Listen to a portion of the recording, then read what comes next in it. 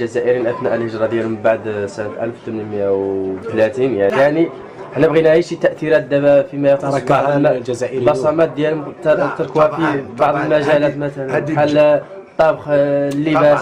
طبعا هذه دابا الجاليه اللي جات من تطاون ما جات كتسعى او فقيره. نعم. جات فلوسها جات بالمتاع ديالها. نعم.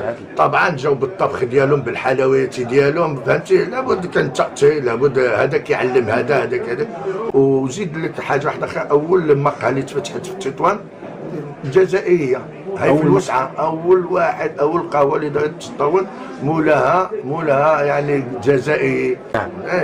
قهوه مريحه كتنتعش. هذه واحده من القهوه. علموهم عاود التجاره، علموهم اللباس، الطرز شي تأثير جزائري على بعض الحلويات اللي عندنا. لا هي يمكن تحدث عن بعض الانواع اللي قلت لك